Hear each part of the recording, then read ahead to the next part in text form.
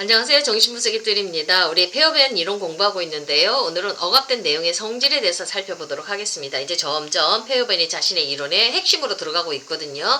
자, 그러기 위해서는 억압된 내용을 우리가 살펴봐야 되는 겁니다. 이 억압된 것, 우리 무의식 안에 억압된 것이 과연 무엇인가? 이것을 찾아보기 위해서 우리 페어밴 선생님은 프로이드 이론하고 자신의 이론을 비교하면서 설명합니다. 프로이드 이론과 자신의 이론의 차이점이 무엇인지를 이렇게 책에서 서술해 나오면서 우리 무의식 안에 억압된 것은 바로 이것이다 이렇게 설명해 주고 있거든요. 그걸 한번 찾아보도록 하겠습니다. 자, 첫 번째, 프로이드는 초기에 프로이드 정신분석을 처음 만들어내던 초기에는 충동의 성질과 운명에 관한 문제에 주로 주의를 기울였습니다. 그래서 본질적으로 억압에 대해서 프로이드도 관심이 많았어요. 근데 조금 변하지요. 그 후반기로 가면 자아와 원본능에서 자아의 성질과 성숙에 대한 문제의 초점을 바꿔버렸습니다. 그래서 이제 억압에서 프로이드의 초점이 억압의 행위자로 이렇게 옮겨졌습니다. 초자의 명령을 받아서 자아가 억압하는 거거든요. 그러니까 자아의 기능에 초점을 맞추면서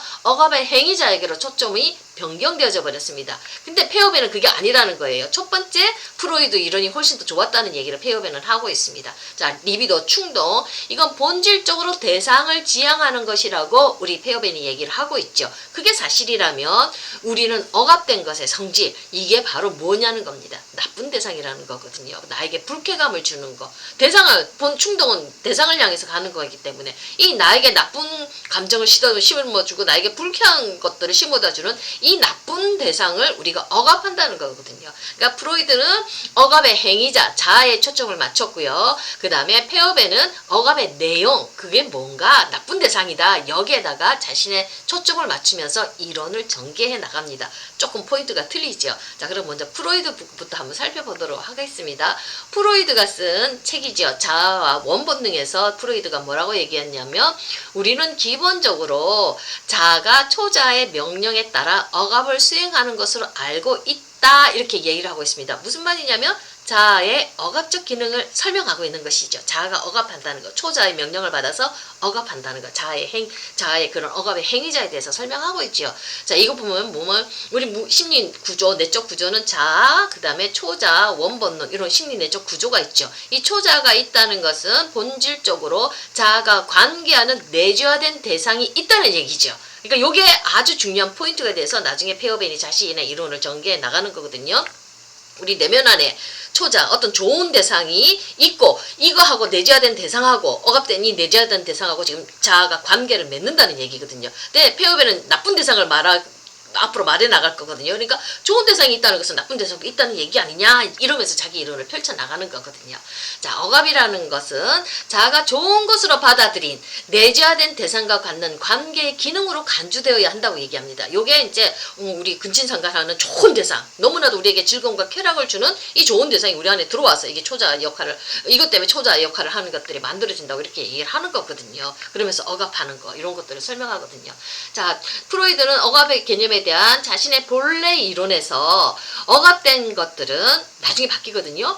용납될 수 없는 기억들로 이루어져 있다고 얘기를 합니다. 나중에 처음에는 이제 좋은 것들이 억압되어져 있다고 얘기를 하는데, 자, 이게 그 자신의 본래 이론에서 억압된 것은 용납될 수 없는 기억들로 이루어져 있으며, 그것들이 야기하는 이 용납될 수 없는 기억들이 야기하는 불쾌감을 방어하기 위해서 자아는 억압을 사용한다고 이렇게 얘기를 하고 있습니다. 조금 다르게 얘기하죠. 자, 이런 억압의 방어들을 필요로 하는 것은 이 핵심 기억들이 리비도적인 것이기 때문이라고 이렇게 말을 하고 있습니다. 자, 유쾌한 기억이 고통스럽게 되어버렸죠. 그 근친상간하는 그 즐거움, 쾌락을 주는 이런 어떤 유쾌한 기록들이 뭔가 고통스럽게 한 것, 요건 바로 오이디푸스 상황으로 설명이 되었다는 겁니다. 이게 오이디푸스 상황이 뭡니까? 지금 내가 엄마를 차지하고 싶어요. 내가 아빠를 차지하고 싶어요. 근데 이 근친상간하면 안 돼. 금지.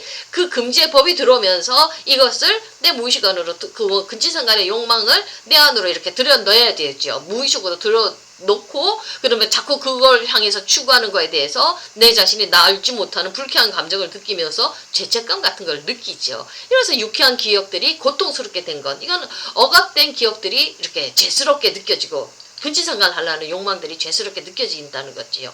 이런 것들로 이제 프로이드는 설명을 풀어나가고 있습니다. 그러니까 초자아는 오이디푸스 상황을 억압하는 수단으로 이제는 서술이 되어지죠. 자, 초자아의 발생 기원을 자아가 근친상간적 충동에 대해서 어떤 방어를 형성해야 하는 상황에서 찾았습니다. 요건 우리가 전통적으로 알고 있는 프로이드의 그런 오이디푸스 이론입니다. 근데 여기서 중요한 억압된 대상, 아까 처음에 초기 이론에서 나왔지요. 어떤 좋은 대상이 우리 안에 또 들어왔다는 거지 않습니까?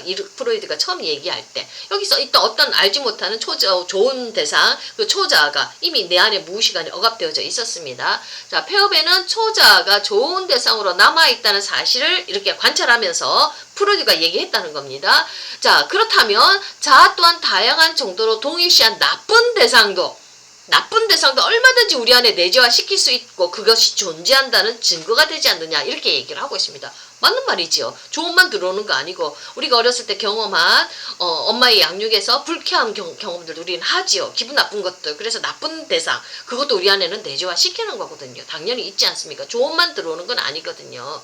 자, 정신 안에서 나쁜 대상들이 발견된다는 사실은 이미 클라인이 얘기를 했습니다. 예, 클라인하고 페어벤하고는 같이 이론적인 교류를 많이 하거든요. 클라인의 이론이 페어벤한테 영향을 주고요. 또 페어벤 이론이 클라인한테도 영향을 주기도 했습니다. 그러니까 이 나쁜 대상에 대한 개념은 이미 클라인이 얘기를 한 거예요. 그러니까 내 주장이 옳다는 얘기를 지금 펼치는 겁니다. 자, 따라서 대상관계 심리학에서 볼 때 만약 억압의 행위자에 대한 실마리가 자아가 내재화된 좋은 대상과의 관계에 놓여 있다면 억압의 행위제에 대한 실마리, 자아가 초자하고 관계 맺는 거지요.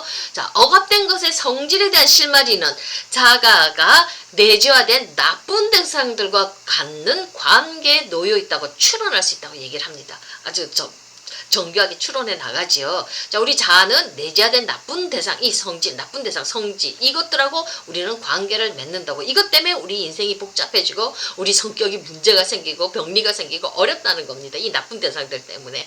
자, 그렇다면 페어벤이 본격적으로 얘기하는 이 나쁜 대상을 우리는 억압해야 살 수가 있거든요. 이 나쁜 대상의 억압에 대해서 페어벤의 이론을 한번 살펴보도록 하겠습니다. 자, 1차적으로 억압된 것은 용납될 수 없는 어떤 죄책감이나 불쾌한 기억들이 아니라, 페어벤은 그게 아니라는 얘기입니다. 용납될 수 없을 정도로 나쁘게 내재화된 대상들이라는 겁니다. 내 마음 안에 지금 나쁜 대상이 안에 들어와 있으니까 이건 너무너무 감당하기 어렵고 힘들잖아요. 이걸 견디지를 못하니까 억압의 방어 기제를 쓴다는 얘기입니다. 자, 따라서 기억이 억압된다면 이것은 기억과 관련된 대상들이 내재화된 나쁜 대상들과 동일시되어 있기 때문이라고 그렇게 페어벤은 얘기를 하고 있습니다. 자, 이것은 충동이나 관련된 대상들이 자아의 기준에서 볼 때 나쁜 대상들이기 때문에 그렇다는 겁니다. 실제로 충동의 억압에 관한 견해는 이렇게 우리 페어벤이 요약한 걸 보면 다음과 같거든요. 자, 충동이 나쁜 대상들을 향해 있다면 그것은 나쁜 것이 되는 것이죠. 나쁜 대상을 향해서 가니까 그건 충동은 나쁜 거예요. 그러니까 이것도 어떻게 되겠습니까? 억압해야 되겠지요. 자, 그런 나쁜 대상들이 내재화된다면, 그거 억압되고 내재화된다면 그때 그것들을 향한 충동 또한 내재화되어야 되지요. 그러니까 나쁜 대상이 많이 들어있으면 어떻습니까? 충동도 억압되어지니까 이 사람들이 무기력해지죠. 활기차지가 않지요. 생동감이 넘치지가 않지요. 그러니까 뭔가 이 에너지가 없는 사람들이니까 아주 무기력하고 약해 보이고 그런 사람들이 이런 것들을 많이 보이지 않습니까? 충동이 그 생의 에너지, 리비도를 억압했기 때문입니다. 나쁜 대상을 향한 그 리비도도 같이 억압했기 때문에 그 사람이 무기력하고 힘이 없는 겁니다. 자, 따라서 내재화된 나쁜 대상들의 억압은 이렇게 부수적인 현상으로 충동은 억압한다는 거 제가 방금 얘기 드렸고요. 자, 1차적으로 억압된 것은 페어벤이 결론적으로 얘기한 건 뭐냐 하면 내재화된 나쁜 대상이라는 거, 요거를 강조하고 있습니다. 좀 나쁜 대상, 그러니까 억압의 내용이 바로 나쁜 대상이죠. 그 성질이 나쁜 대상인데 요 나쁜 대상이 내 자아하고 맺는 관계 기능, 그리고 내 무의식 안에서 어떤 역사를 펼쳐나가는지, 이 나쁜 대상을 내가 방어하기 위해서 어떤 것들을 사용하는지에 대해서는 차근차근 앞으로 설명을 하고 있습니다. 그러니까 지금 자신의 이론을 전개하기에 앞서서, 자, 나쁜 대상이 우리에게 억압되어진다. 이 억압이라는 건 바로 나쁜 대상을 향하고 있다는 것을 차근차근 프로이드의 이론과 비교하면서 설명했습니다. 감사합니다.